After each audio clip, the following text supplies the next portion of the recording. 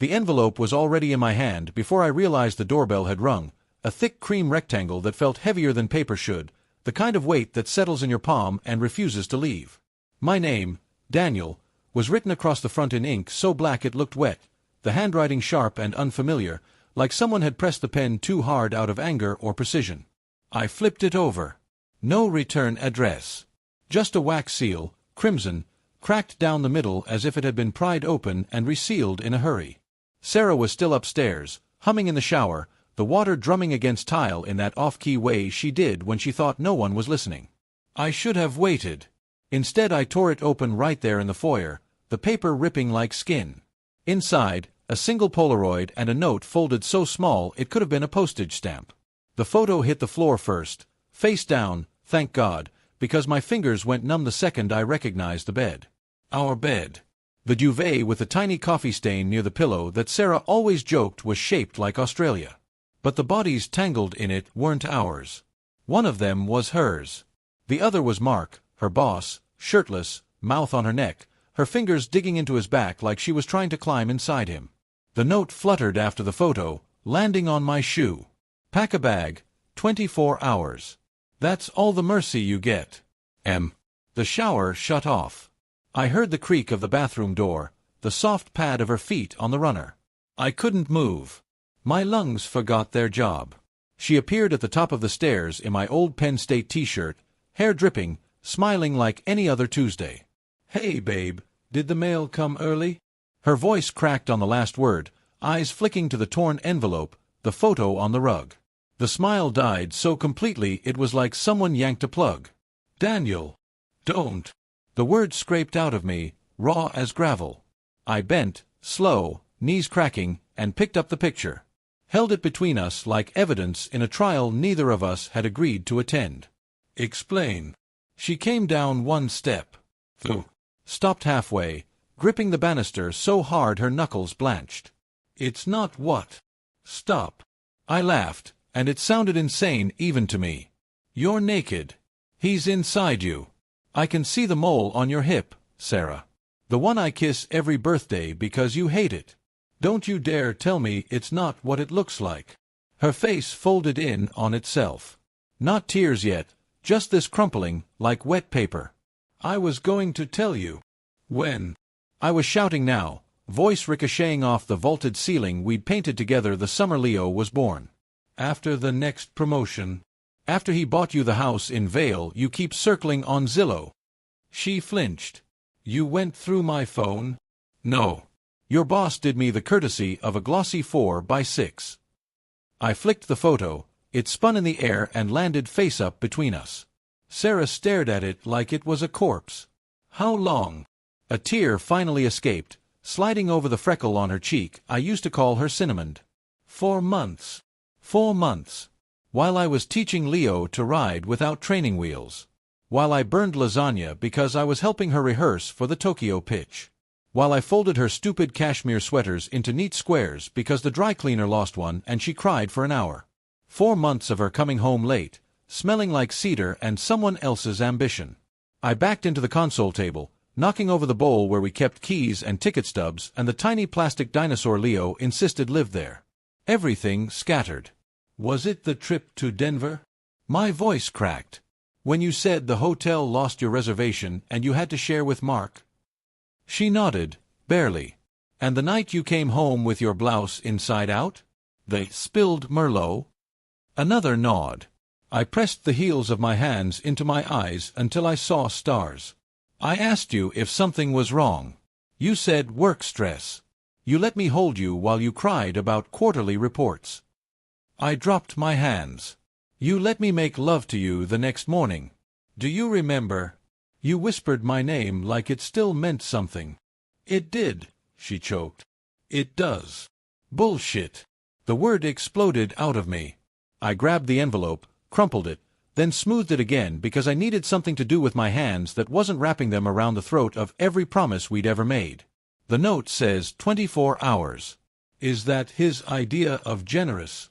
A head start before he, moves in? Starts signing Leo's permission slips. Sarah's knees buckled. She sat hard on the stairs, forehead against the balusters. He's married, Dan. It was a mistake. A stupid, selfish mistake. I laughed again, and it hurt my ribs. You don't mistake someone into your body for 4 months. You don't mistake moaning his name in our sheets. She looked up, mascara bleeding into the hollows under her eyes. I was drowning. The promotion, the hours, feeling like I was disappearing into motherhood and mortgage payments.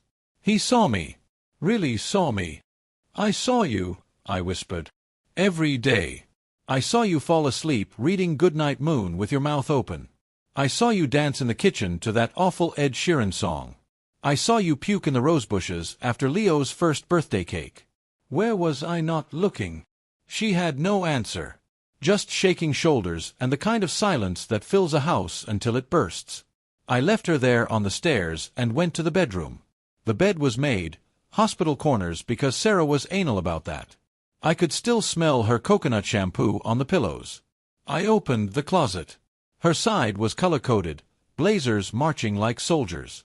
Mine was a landslide of hoodies and guilt. I pulled out the old Navy duffel we'd taken on our honeymoon, St. Lucia, where she'd gotten food poisoning and I'd held her hair back while she swore she'd never eat conch again. I started throwing things in. Socks.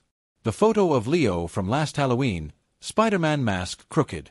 The t-shirt she wore when she told me she was pregnant, paint stained from the nursery walls. Downstairs, the front door opened and closed. I thought she'd left. Then I heard Leo's voice, small and confused. Mommy, why are you crying on the stairs? I froze, one hand on my toothbrush. Sarah's reply was muffled, thick with snot. Mommy's sad, baby. Go play in the yard, okay? I'll make grilled cheese in a minute. His sneakers squeaked away. I zipped the bag. When I came down, she was standing, arms wrapped around herself like she might fly apart. Leo was already outside, kicking his soccer ball against the fence with that rhythmic thunk-thunk that used to lull me to sleep on summer nights. I'm taking the guest room at Jake's, I said. My voice sounded like it belonged to someone else. I'll pick Leo up from school tomorrow. We'll figure out custody, I guess. The word tasted like rust. Dan, she reached for me. I stepped back so fast I hit the wall. Please. We can fix this. Therapy. I'll quit. You don't get to decide what's fixable.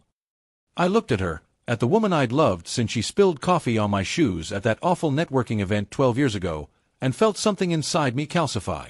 You already chose. She followed me to the door. The envelope. Did Mark come here? Courier, I said. Guess he didn't have the balls to watch me open it. Outside, the October air bit my cheeks. Leo waved from the grass, gap-toothed and oblivious. I waved back, throat closing. Sarah stood in the doorway, barefoot, clutching the frame. I love you, she called, voice breaking on every syllable. I slung the duffel over my shoulder. The Polaroid was in my pocket, edges digging into my thigh like a splinter. I didn't look back. Couldn't. Because if I did, I might have seen the girl who used to steal my fries and promise me forever, and I wasn't strong enough to lose her twice in one day. At Jake's, I sat on the pull-out couch that smelled like old pizza and stared at the photo under the lamp. Mark's wedding ring glinted on the nightstand in the background, our nightstand. I flipped it over and wrote on the white border in Sharpie, 24 hours starts now. Then I took a picture with my phone and texted it to the number on the courier's receipt. No message.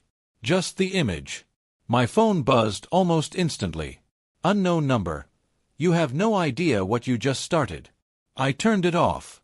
Curled on the lumpy mattress, fully clothed, shoes still on, and cried like a man who'd just watched his future burn down with the house still inside it. Somewhere around 3 a.m., I realized the worst part wasn't the sex. It was that she'd let me keep loving a version of her that no longer existed. That was the real betrayal, the slow, meticulous murder of the man who'd trusted her with every fragile piece of himself. The next morning, Jake made coffee strong enough to strip paint. He didn't ask questions, just slid a mug across the counter and said, "Whatever you need, brother." I nodded, throat raw. Outside, the sky was the color of wet cement. I thought about Leo's gap-toothed grin, about Sarah's cinnamon freckle, about the way trust, once shattered, leaves shards too small to glue back together. I drank the coffee black. It tasted like the rest of my life.